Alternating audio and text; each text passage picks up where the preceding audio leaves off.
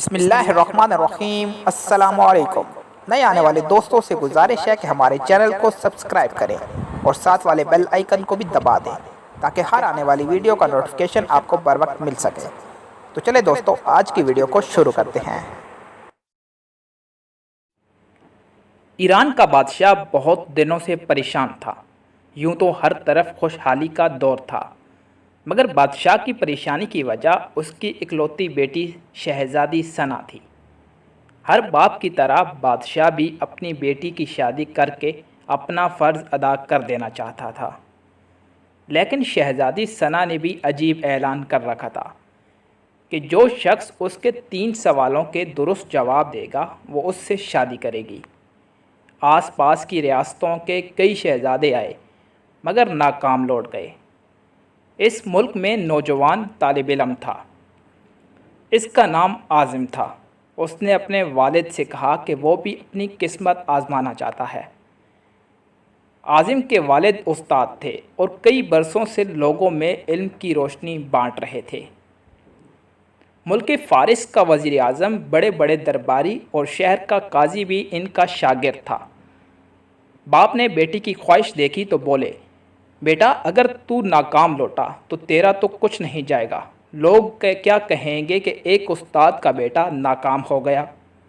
عاظم اپنے باپ سے کہنے لگا، بابا بڑے بڑے شہزادے لوٹ گئے، اگر میں بھی ناکام ہو گیا تو کیا ہوا؟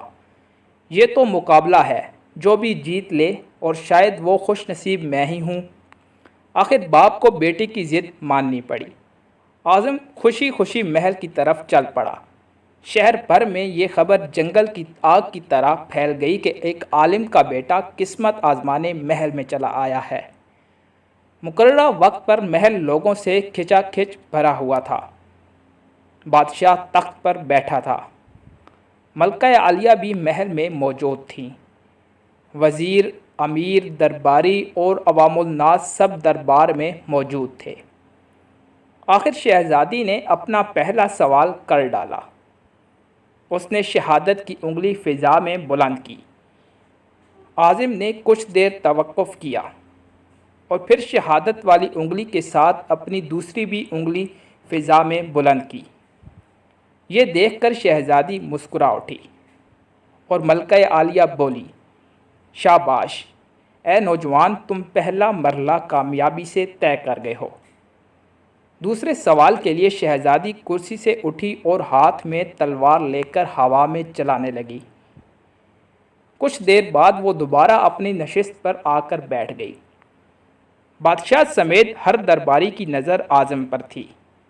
عاظم کھڑا ہوا اور اپنی جیب سے قلم نکال کر فضا میں بلند کر دیا، شاباش اے نوجوان، ہم خوش ہوئے، یہ جواب بھی درست ہے۔ ملکہ عالیہ کی آواز دربار میں ابھری۔ اسی کے ساتھ دربار مبارک ہو کی آواز سے گونج اٹھا۔ 2 سوالات کیا تھے اور ان کے جوابات کیا تھے؟ اب ہر شخص اس پر غور کر رہا تھا کہ شہزادی نے کیا پوچھا اور عاظم نے کیا جواب دیا۔ لوگوں کے لیے یہ ایک راز تھا۔ آخر شہزادی نے تیسرا سوال کر ڈالا۔ وہ تیزی سے سیڑھیاں اتری اور تیزی سے سیڑھیاں چڑھ کر دوبارہ اپنی نشست پر بیٹھ گئی۔ یہ بڑا عجیب و غریب سوال تھا۔ ہر طرف خاموشی تھی، لوگوں کی سانسیں رکی ہوئی تھیں۔ اب تو عاظم کے ہاتھ پاؤں بھی ٹھنڈے ہوئے جا رہے تھے۔ آخر کار عاظم اٹھا اور اپنے دل پر ہاتھ رکھ کر شہزادی کی طرف دیکھنے لگا۔ مرحبا مرحبا اے نوجوان، مبارک ہو، شہزادی نے تمہیں پسند کر لیا ہے۔ ملکہ عالیہ کی آواز کے ساتھ ہی شہزادی ثنا شرما کر محل کے اندرونی حصے میں چلی گئی اور محل مبارک باد کی آواز سے گونج اٹھا۔ لوگ خوشی سے جھوم رہے تھے اور وہ دل ہی دل میں اللہ کا شکر ادا کر رہا تھا جس نے اسے یہ اعزاز بخشا تھا۔ بادشاہ نے عاظم سے پوچھا، اے نوجوان، ملکہ عالیہ کو تو تم نے مطمئن کر ہی لیا، اب یہ بتاؤ کہ تم سے کیا پوچھا گیا تھا، تم نے کیا جواب دیا؟ اگر تم نے ایک بھی غلط جواب دیا تو تمہاری گردن مار دی جائے گی۔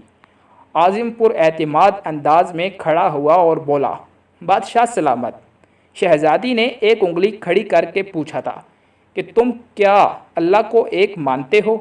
मैंने 2 उंगलियां खड़ी करके जवाब दिया कि अल्लाह और उसके रसूल सल्लल्लाहु अलैहि वसल्लम पर मेरा ईमान अटल है। बहुत खूब, हम खुश हुए, बादशाह ने मुस्कुरा कर कहा। आज़िम बोला, उसके बाद शहज़ादी ने तलवार चलाकर पूछा था कि इससे बड़ा कोई हथियार है? मैंने जवाब दिया, हाँ, कलम का वार तलवार के वार से ज़्यादा कारगर होता है। माशाअल्लाह नौजवान, तुमने हमारा दिल जीत लिया। तुमने साबित कर दिया कि जाहो जलाल, दौलत व हिश्मत के इल्म के सामने कोई हैसियत नहीं।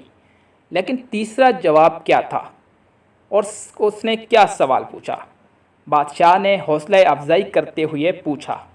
आज़िम ने आसमान की तरफ देखा और कहने लगा, बादशाह सलामत। शहज़ादी दरबार की सीढ़ियाँ उतरी और चढ़ी, कुर्सी पर थक कर बैठ गई। इन्होंने पूछा था कि मैं थक चुकी हूँ, लेकिन मेरे जिस्म की एक चीज़ नहीं थकी। मैंने जवाब दिया, दिल। ये पैदाइश से लेकर मौत तक बगैर थके धड़कता रहता है।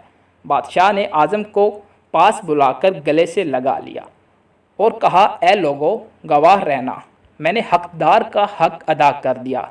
मेरी बेटी ऐसे शख्स की बीवी बन रही है जिसके पास इल्म की दौलत है, जिसे कोई नहीं चुरा सकता और ना कोई कम कर सकता है।